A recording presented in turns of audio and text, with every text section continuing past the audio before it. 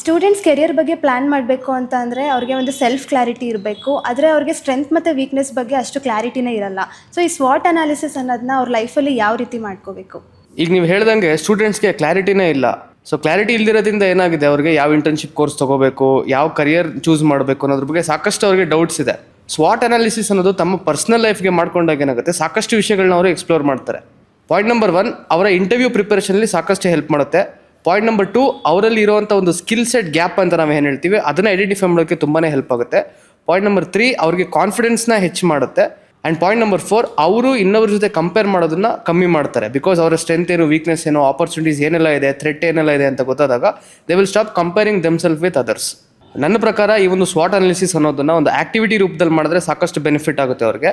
For example, ಈಗ strength ಅಂತ ತಗೊಂಡ್ರೆ ಅವ್ರಿಗೆ ಯಾವುದೆಲ್ಲ ಸಬ್ಜೆಕ್ಟ್ಸ್ ಅವರು ಈಸಿಯಾಗಿ ಕಲಿಬೋದು ಅದನ್ನು ಮೆನ್ಷನ್ ಮಾಡಬೇಕಾಗುತ್ತೆ. ಆ್ಯಂಡ್ ಅವ್ರಿಗೆ ಯಾವುದೆಲ್ಲ ಟಾಸ್ಕ್ ಅಥವಾ ಆ್ಯಕ್ಟಿವಿಟಿ ಅವ್ರಿಗೆ ಅಂದರೆ ಹೆಚ್ಚಿನ ಖುಷಿ ಕೊಡುತ್ತೆ ಅದನ್ನು ಅವರು ಸ್ಟ್ರೆಂತ್ ಆಗಿ ಕನ್ಸಿಡರ್ ಮಾಡ್ಬೋದು.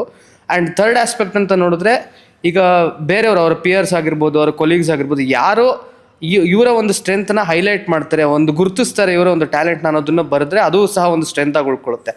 ಸೊ ಇದೆಲ್ಲ ಬರೆಯೋದ್ರಿಂದ ಏನಾಗುತ್ತೆ, ಅವ್ರಿಗೆ ದೇ ಕ್ಯಾನ್ ಕ್ಲಿಯರ್ಲಿ ಡಿಫ್ರೆನ್ಷಿಯೇಟ್ ಅವರು ಯಾವ ಅವರ ಸ್ಟ್ರೆಂತ್ ಏನೋ ಹಾಗೂ ಅವರ ವೀಕ್ನೆಸ್ ಏನೋ ಅಂತ. Coming to the weakness part, weakness ಅಂತಂದರೆ ಏನೋ ಒಂದು ಅವ್ರಿಗೆ ಪ್ರಾಬ್ಲಮ್ ಇದೆ ಅಂತ ಅಲ್ಲ. ವೀಕ್ನೆಸ್ ಅಂತ ಅಂದರೆ ಬೇಸಿಕಲಿ ಅವರು ಯಾವ ಏರಿಯಾದಲ್ಲಿ ಅವ್ರು ಇಂಪ್ರೂವೈಸ್ ಮಾಡ್ಕೋಬೇಕು ಅಂತ. It is called as areas of improvement ಅಂತ. ಈ ವೀಕ್ನೆಸ್ನ ಮೆನ್ಷನ್ ಮಾಡೋದ್ರಲ್ಲಿ ಸಾಕಷ್ಟು ಜನ ಫೇಲ್ ಆಗ್ತಾರೆ. ಬಿಕಾಸ್ ಅವ್ರಿಗೇನು ಅನಿಸುತ್ತೆ ಅಂತಂದರೆ, ಈಗ ಬೇರೆಯವ್ರ ಬಗ್ಗೆ ಏನು ಒಂದು ಕಂಪೇರ್ ಮಾಡಿ ಬರಿಬೇಕು ಅಂತಂದಾಗ ಸಾಕಷ್ಟು ಒಂದು ಎಸ್ಸೇನೇ ಬರೀತಾರೆ ಬೇಕಾದರೆ. ಬಟ್ ಅವರ ಒಂದು ವೀಕ್ನೆಸ್ನ ಮೆನ್ಷನ್ ಮಾಡಬೇಕು, ಅವರ ಒಂದು ವೀಕ್ನೆಸ್ನ ಬರಿಬೇಕು ಅಂತ ಬಂದಾಗ ಅವರು they will fumble. For example, English ಸರಿಯಾಗಿ ಮಾತಾಡೋಕ್ಕೆ ಬರೋಲ್ಲ ಅಂದರೆ ಅದನ್ನು ಸಹ ಬರಿಬೋದು. Because this is the area of improvement ಅವ್ರಿಗೆ.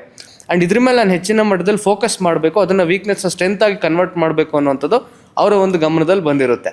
ಇನ್ನು ಆಪರ್ಚುನಿಟೀಸ್ ಅಂತ ನೋಡೋದಾದರೆ, ಸೊ ಕರೆಂಟ್ ಟ್ರೆಂಡಲ್ಲಿ ಯಾವುದೆಲ್ಲ ಆಪರ್ಚುನಿಟೀಸ್ ಇದೆ, ಯಾವುದೆಲ್ಲ ಪ್ಲಾಟ್ಫಾರ್ಮ್ಸ್ ಇದೆ, ಇವ್ರು ಯಾವ ಒಂದು ರಿಸೋರ್ಸ್ನ ಯೂಸ್ ಮಾಡಿಕೊಂಡು ಆ ಪ್ಲಾಟ್ಫಾರ್ಮ್ಸಿಂದ ಬೆನಿಫಿಟನ್ನು ಪಡ್ಕೊಬೋದು ಅನ್ನೋಂಥದ್ದು ಅವ್ರಿಗೆ ಆಪರ್ಚುನಿಟಿ ಆಗಿರುತ್ತೆ. Coming to the threat part, ಥ್ರೆಟ್ಟಲ್ಲಿ ನಾನು ಎರಡು ರೀತಿಯ ಥ್ರೆಟ್ ಆಗಿ ನಾನು ಡಿವೈಡ್ ಮಾಡ್ತೀನಿ. ಮೊದಲನೇದು ಇಟ್ ಇಸ್ ಇಂಟರ್ನಲ್ ಥ್ರೆಟ್, ಎರಡನೇದು it is external threat. Internal threat ಅಂತಂದರೆ ಅವ್ರಿಗೆ ಅದು ಇರುವಂಥ ಒಂದು ಸೆಲ್ಫ್ ಡೌಟ್ ಆಗಿರ್ಬೋದು, ನೆಗೆಟಿವ್ ಸೆಲ್ಫ್ ಟಾಕ್ ಅಂತಲೇ ಹೇಳ್ತೀವಿ.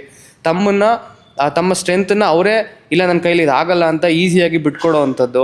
All of these things are internal threat. Coming to the external threat, it is the industry competition ಆಗಿರ್ಬೋದು. ಆ್ಯಂಡ್ ಇವತ್ತಿನ ದಿನ ಜನ ಯಾವ ರೀತಿ ಪ್ರಿಪೇರ್ ಆಗ್ತಿದ್ದಾರೆ ಅಂತ ಗೊತ್ತು, ಎಷ್ಟು ಕಾಂಪಿಟೇಷನ್ ಇದೆ ಅಂತ ಗೊತ್ತು. So that will be one of the external threat.